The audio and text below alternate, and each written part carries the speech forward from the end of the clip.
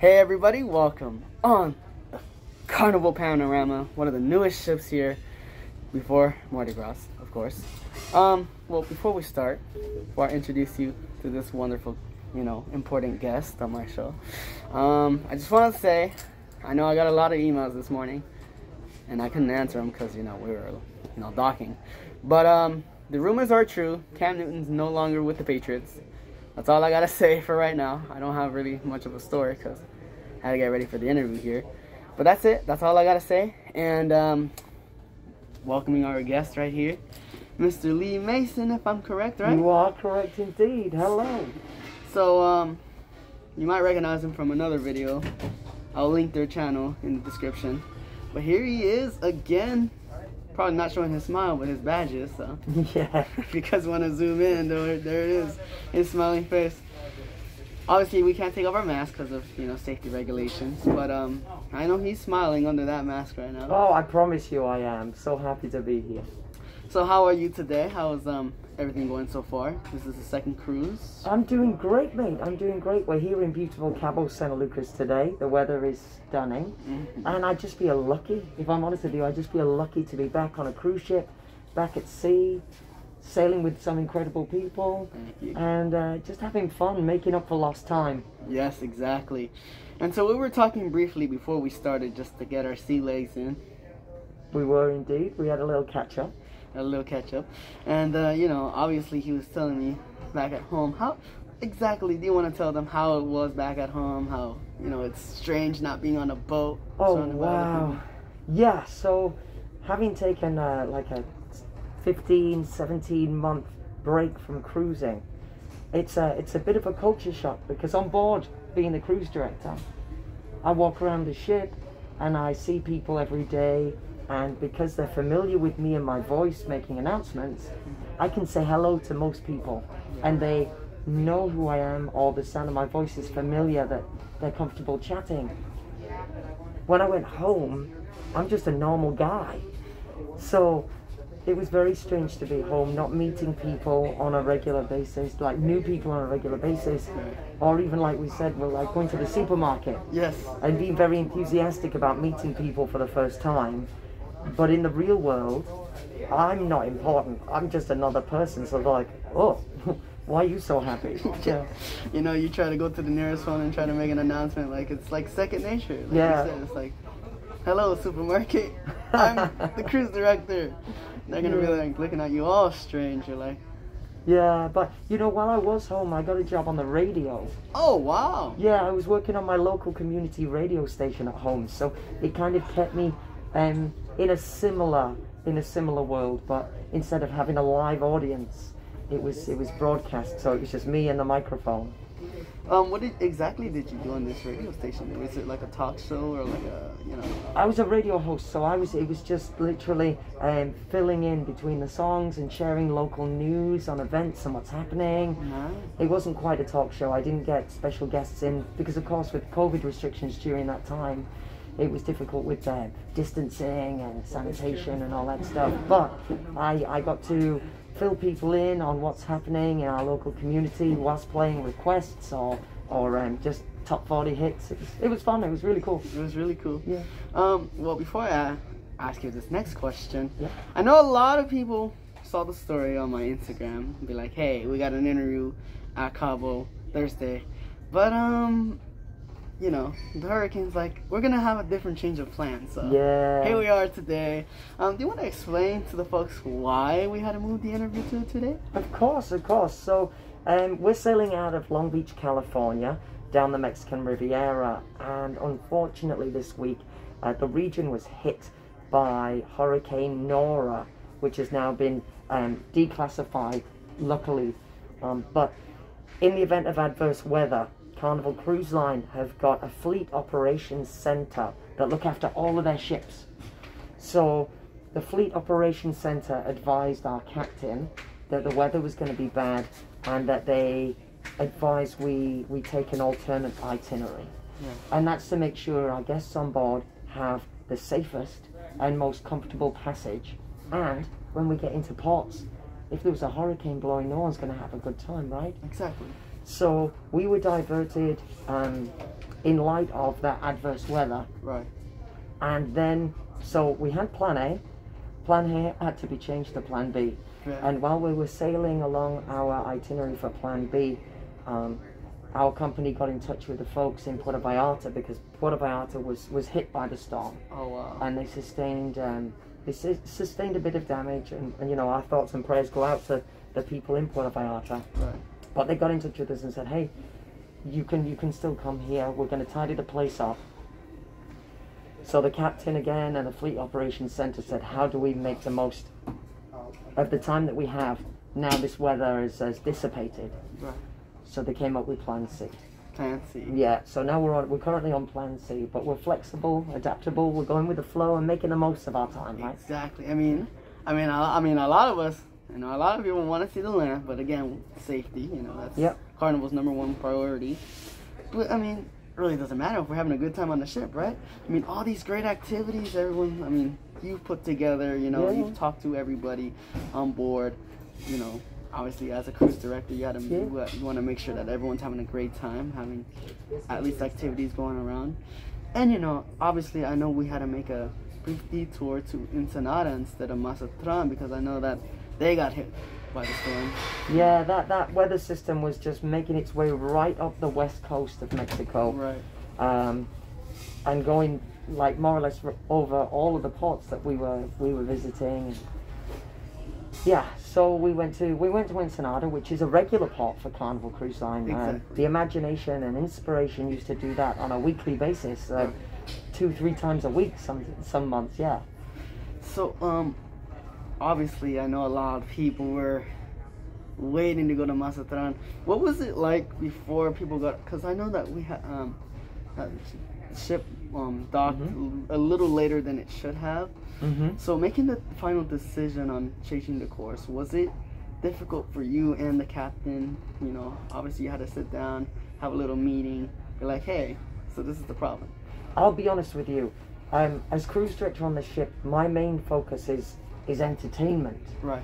So I wasn't involved in these big decisions about itineraries and stuff like that. I'm not in the room where those decisions are made, but once they are made, then we're called into a meeting and they say, hey, this is the plan. Right. And then myself and the gentleman who's responsible for the food and the bars and the entertainment director who I work closely with, we all get together and say, how are we going to make this happen? Right. So I can't really give you any insight on the decision being made and stuff like that, but we are more reactive than we are kind of decisive. You know, awesome. That's good to know. I mean, I'm pretty sure, like, I think most of the guests had an idea that, you know, because probably a lot of them check the weather and be like, hey, there's a storm, so how are they going to make it work? But we're making it work right now, so I don't think that's now part of the back of their mind. That's at least of their worries. I'm glad you're having a good time. Oh, I'm having a definitely good time, you know. We're here in this beautiful port. You know, obviously you don't have a ship port yet, but I'm pretty sure they're going to work on it. Cause lately, they're just doing shuttles, 3 years. But, you know, it doesn't matter. I like going on boat rides, so. You know, Cabo San Lucas is such a beautiful, beautiful port. And if they decided to make a terminal, like a big ship pier, they'd have to just dig out a lot of the port area, and I think it would spoil the beauty.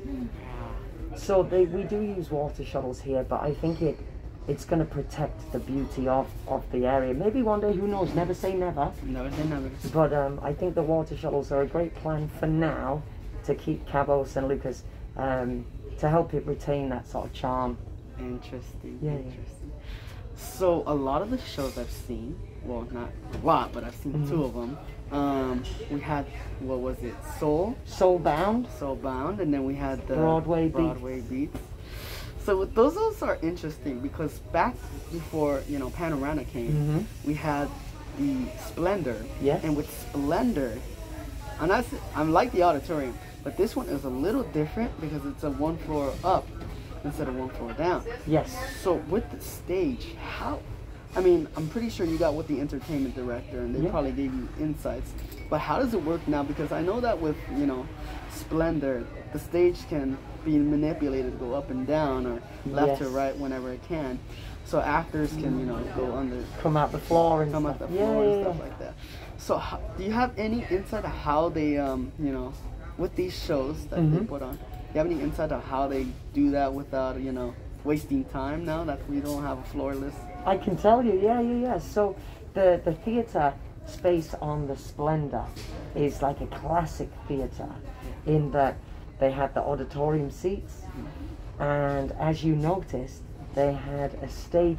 Now the section of the stage that goes down on the Splendor is actually, it was originally designed for the band. They call it the band pit. So the band used to be below the stage level, so the audience or our guests could hear the band play and look over them. Right. When the decision was made to take the band out of the show, they then started to use that section of the stage for entrances and exits and stuff. And also on the Splendor, they had hydraulics that had pushed the different levels up and down, and it'd revolve around. Yeah. Above the stage on the Splendor, there was also a lot of space where they would have backdrops and stuff come in. Right. So if you imagine, for the cruise ship, as far as space goes, they have this space for the theatre, 2 decks. Below, they had another deck, and above, they had another 2 decks worth of space missing. Yeah. And as these ships get more and more popular, more and more people want to cruise, right? Right.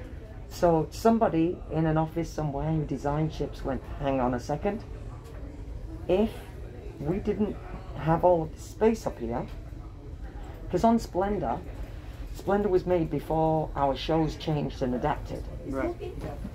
So they looked at that space and went, we're not using that space as much as we could. Yeah. So the decision was made to reduce those spaces, and now above and below the theatre, there's cabin spaces so more people can come cruise. And I noticed that because when I went, because I'm usually used to the theater being down here. Yeah. So I accidentally come down here and I see cabins. I'm like, wait a minute.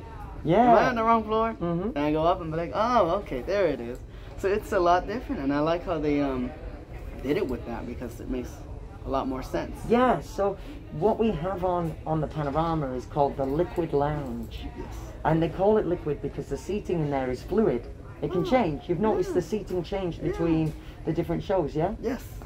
So our liquid lounge is on the panorama, it's Right. on the horizon, it's on the vista, the sunrise and the sunshine, and soon to arrive in California, the Carnival Radiance will also have the liquid lounge set up as well. Now, in the liquid lounge, the stage isn't as versatile, so it doesn't spin around and it doesn't go up and down. But what the liquid lounge boasts that the traditional theatre spaces don't is that it's adaptable in that the performers can come out Right. into the audience a lot easier. So our shows take place on the stage and on the floor, which is an exciting element if you're an audience member. Exactly. It is. I mean, I feel like we're a lot more close to the actors, and Yeah. you know, once they come up and down. I mean, that's something I've noticed a little bit from the shows in, you know, the Splendor, but not really, because obviously there was a lot of, you know, exiting and entering problems. But I feel like with that one, it's much more improved to, you know, walking up down the aisles, you know. Mm-hmm. I've seen, like you said, how it changed the seats. Yeah. Like the Broadway one, you know, we had a full house, like a full seating on downstairs.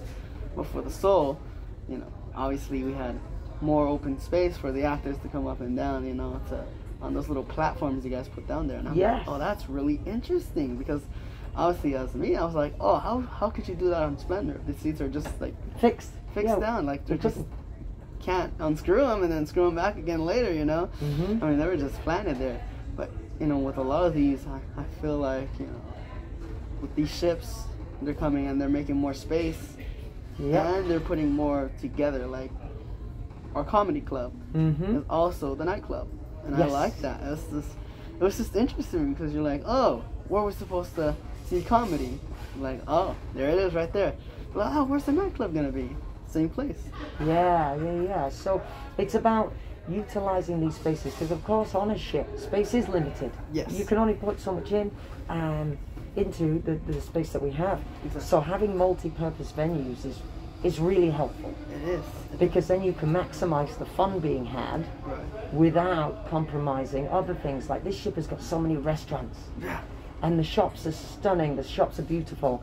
It's got a huge casino. We've got the world's only trampoline park at sea. Yes.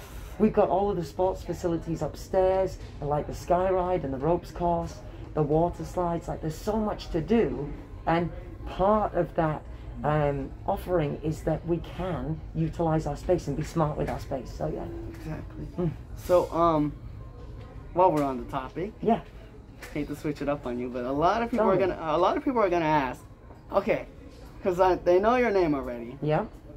I only interviewed, well, one of you guys. I forgot to interview the other one. Mm-hmm. But every trip I've taken in like this time, Mm-hmm. in a 3 year span, I'll consider this a 3. I don't count out the coronavirus. But every first name I've gone with as cruise director starts with Lee. Really? You're Lee. Yeah. Lee Swerve. Yes. And then Leon, I don't know his last name, but Leon. Yeah, so, Leon Smith. Leon Smith, exactly. And everyone's gonna be like, wait, what's the difference? So you want to talk to him how you're different from just so you're not well, first of all, Leon is from the United States. Yes. Lee Schwerer is from Australia. Yes. And I'm from England. We come from very different parts of the world, and we all have a very different background, right? Exactly. And I think with people coming from different regions, we have different sensibilities, we have different senses of humor. Yes. And different approaches and styles. So, I mean, Lee's a cool guy. Lee Schwerer is a really cool guy. Exactly. And he's got a very, very witty personality. Yes. Leon is an incredible man, and he's quite, I'd call him effervescent. You know, like a soda can. Yeah. He's got so much energy and love of life, and he's almost like, he's quite poetic in the way he moves and the way he expresses himself. Right. For me, I would say I fall somewhere between the two. I'm very excited, very enthusiastic to be out and doing the job, but I try to have like a sort of a reality to what I'm doing. I try to stay grounded and connected with everybody, so it's not a big show. Right. But at the same time, I'm not like a stand-up comedian. So Right. I try my best to, just be a normal guy who is excited about being here. And I know you said stand-up comedian. I'm guessing they tried to put you in the comedy club. Oh, you know what? No, I'm really lucky that they haven't put me in the comedy club, because I think people would be wanting their money back if I was there. Be like, Tonight Show, Lee Mason, cruise director. Oh my word, that would be one of the most disappointing shows anyone has ever sat through. You just come in hoping to watch another comedian. Be like, Yeah. oh, sorry, I can't do it tonight. Can you take that? God, I would need it. I'd be bringing you in to help me out. Oh, no, not me. I'm not a comedian like that. Yeah. Oh, man. So, 18 months. What initial thoughts on getting your first assignment after pandemic? What was that initially like? When I know you're probably like clicking your email 100 times a day. Yes, I was. So when you finally got that email or phone call, I don't know how that works because I'm not a cruise director. What was your first initial thought? I'll be honest with you. It's really difficult to explain, because I didn't think it was possible to be relieved and excited at the same time. If you can imagine an incredible sense of relaxation that it's finally happening, but at the same time being so overjoyed that it's finally happening. Right. It was a long time that we weren't at work, and the reality of the situation was starting to weigh on me a little bit. Right. And I was getting a little worried that it was taking a long time. And then when you start to worry, you kind of snowball ideas, right? So first of all you go, oh, this has been a little while, I wonder when I'll go back. And then you go, oh, this has been a little while longer, I really hope I get to go back. Yeah. And then it takes a bit longer, and you're like, what if I never go back? I'm a cruise director for this company, and I'm one of, I think there's about 38 of us, Wow. without counting. And I realized that when the company restarts, they're not going to restart all of their ships all in one go. Right. And as we spoke about, there were some ships during the pandemic that went to the breakers yard that were retired from the fleet. Yeah. So I did my math and I was like, hang on a minute. We've got 25? Yeah. Oh, off the top of my head, that's, I think, 25 ships and 38 people. Wow. And all 25 aren't going to come back at the same time. So there's going to be someone who gets called first. Yeah. And there's going to be someone who gets called last, or that doesn't get called when the first ships are opened up. They're going to be coming in to be the second cruise director in. And I started to sweat a little bit, and I was like, how long is this going to take for me to get back to work? Because I love it, Yeah. and I miss it. But at the same time, it's my career and it's my life. Exactly. Like, this is my main employment. This has been my job for 7 years. So I started to really, really worry. So when that phone call came, and we discussed coming back, I was like, Relieved. so relieved. And then when the email came through with all my paperwork confirming that it was happening, I was so excited to be going back. But at the same time, that's it, you've started me talking now, kind of nervous. Yeah. Because we've never come back in the face of a pandemic, right? Right. So making sure that everybody's safe.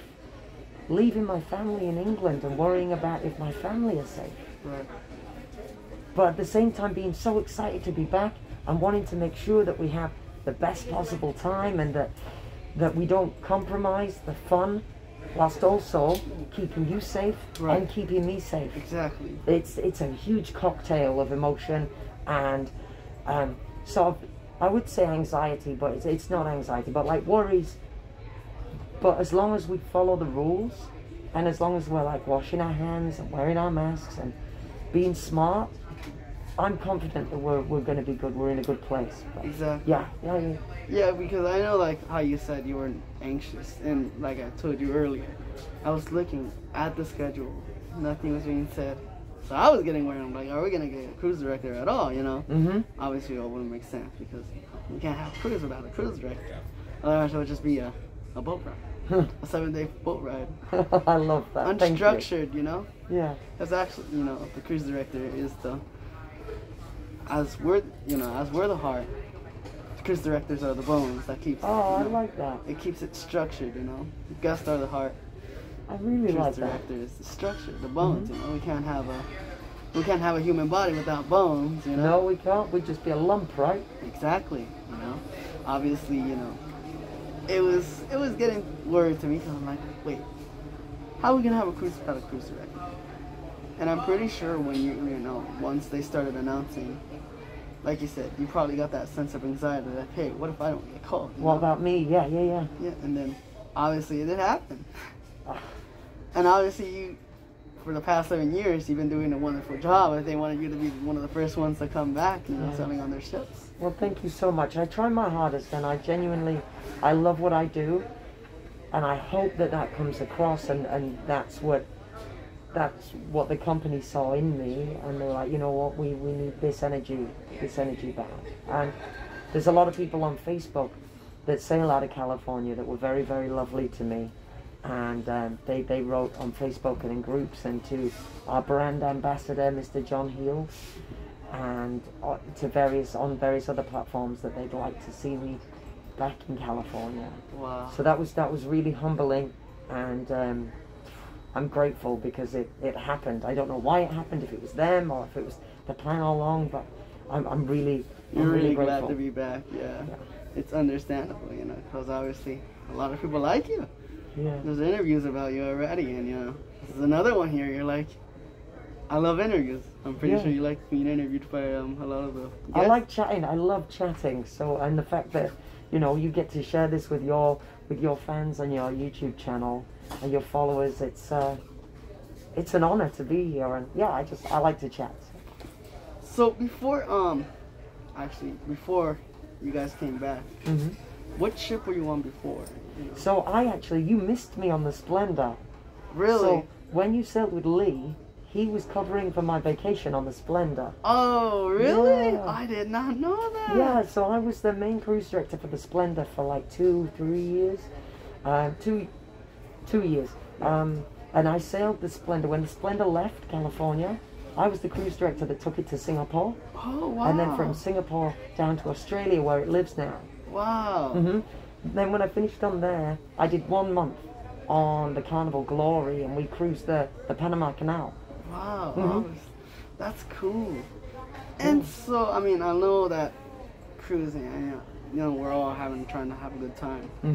But when it came to, you know, the whole anxiety and pressure of coronavirus, can you explain how the first initial thought of what happened? Like, do you remember the day where you had to cancel everything, shows, you know, your time diming, or, you know, the time? You know, for me, I was very fortunate in the timing of my contract. So I was on the Carnival Glory, and I left. My contract finished on the 1st of March, 2020. So I signed off the Glory, I flew home, and it was only when I got home did the news really break of how bad the situation was. Right.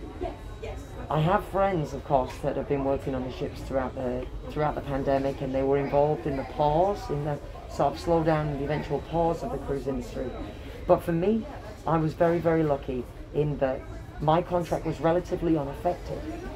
When I was on board in late February, and our head office were communicating that some of the Princess cruise ships had an issue with people getting sick, but it was before any of us really understood what this was going to be, what the situation was, right? You might remember there was a cruise ship out in Japan. Yeah.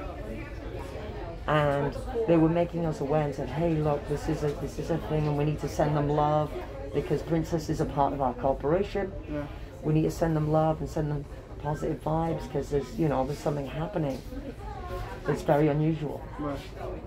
Then I went home, and it was only when I got home that you realized that the situation was, you know, out of control. Yeah, well, at that time it was slowly ramping up. And it took a little bit longer for the cruise industry to shut down, to really halt, but yeah. And did you keep in touch with your former, or your cruise directors, Yeah, of course I did. Of course I did. We're friends as well as colleagues, right? Yeah. And like when you were talking to them on the phone or communication, what was it like for them? Like, did you have any sense of what it was like just to have everybody in their staterooms and, you know, not coming out if it was important? It's very strange, right? And I can't, because I wasn't there. Right. So to tell you exactly, I couldn't, and I can't even imagine. But my friend said that it was just a very strange situation. Yeah. And we have an obligation to look after people, guests and crew, right? Yeah. So they felt very responsible, very confused. And the situation kept changing. And even when they sent the crew home, many crew members went home thinking they were going home for a couple of months, and that they were coming back. There were crew members that left belongings on the ship. Wow. They were told to take them with them, but there were people that thought, oh, we'll be back in a few months, so I'll just leave this bag of shampoo, or I'll just leave my uniform in a bag and I'll put it here. And they didn't come back to the ship. Wow. You know, so, you know, either because they're still at home waiting to come back to work, or they took a different job, they took a different avenue during this time, or they were sent to a different ship. So yeah, it was very, very strange, and it's not something that any of us have lived through before. Right. And hopefully we never have to do it again. Exactly. Yeah. And that crowd noise in the back means that it's almost time for us to wrap it up. Yeah, I've got to get out and start welcoming people back out on the pier. We've got an hour before all of our guests join us back on board as we set sail for Puerto Vallarta. Oh, Puerto Vallarta. So I'll leave you with this final question, so we don't ramble. What is the most rewarding part of your job? And you know, with the rewarding. Yeah. I feel like a lot of people who were, you know, actually afraid because obviously they hear rumors and like, oh, well, this goes with our ship, because there was a lot of rumors like, oh, the engine, it exploded or something, and then, you know, a lot of people were afraid. So now that you can bust the rumor Yeah. that people should not, say anything until it's really confirmed. You want to bust that rumor real quick and then talk about the enjoyment of your job? Yeah, okay, so talking about rumors, right? Yes. In the day of the internet, there's a lot of people that hear something and they share something, right? Yeah. But maybe they only heard half of it Yeah. and they made the rest up. Yeah. Or maybe they heard something that was a fluid situation that was maybe changing. But as soon as someone hears something, they write it on the internet, then people read it as truth. And they read it and they share it, but maybe they didn't really understand the intention that the original person had. Yeah. Or they misinterpreted, and then they tell more people. Yeah. And that's something that's happening like with every business, every situation in the world right now. Exactly. From like the people running a country to the people running a cruise line, like, and everything in between. Yeah. So I would advise people to only trust information that's been provided to you from the source. So in this scenario, Carnival Cruise Line, right? Yeah. Let Carnival Cruise Line tell you what's happening. Yeah, go to the website or check your emails, Yeah. So, when it comes from the company directly, that's when you know, okay, I can trust this. This is credible information. I'm not saying that other sources aren't credible, Right. but you got to think twice. Like, okay, what are the sources on this? How likely is this to be true? Yeah. And can I find any official communication to confirm or deny what I'm hearing? Now, you said to me about the most rewarding experience. Right. It's the guests, right? For me, vacation is such an important time in a person's life. Right.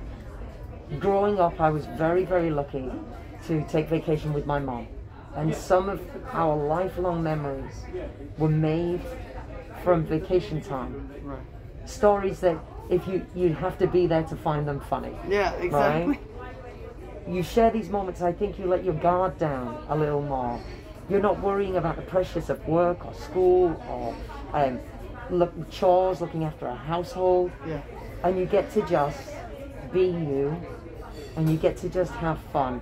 And with that, you have experiences and you create memories that you treasure, right? Right. I get to be a part of those memories for so many people, or I get to help facilitate people create those memories. I don't even have to be like an important part of it, but I get to share in that experience.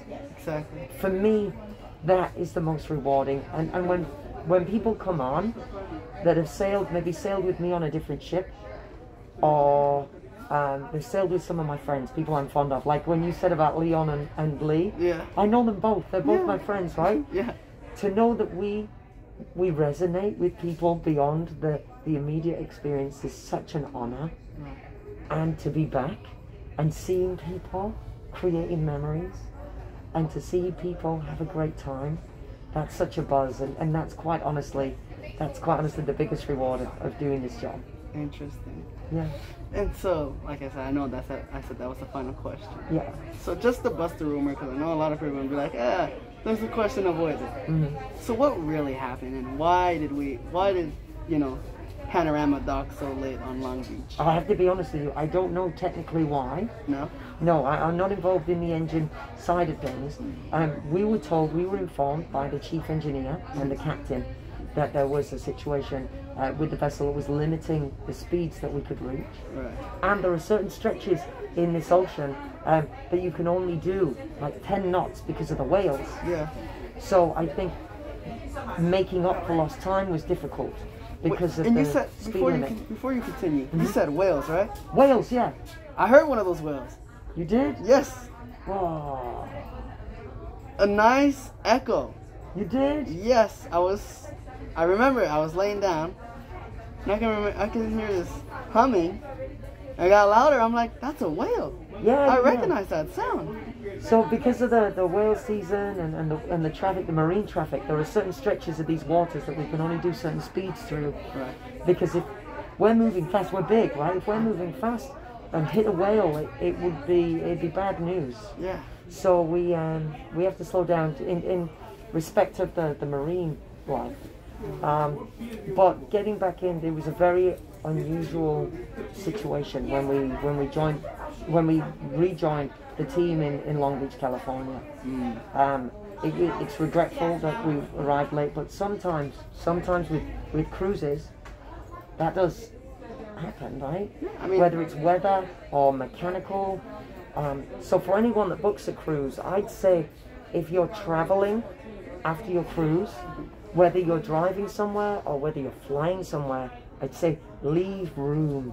Yeah. So when you book your cruise, if you're flying, book your flight with like a good couple of hours buffer, just in case. Just in case, yeah, because you never know.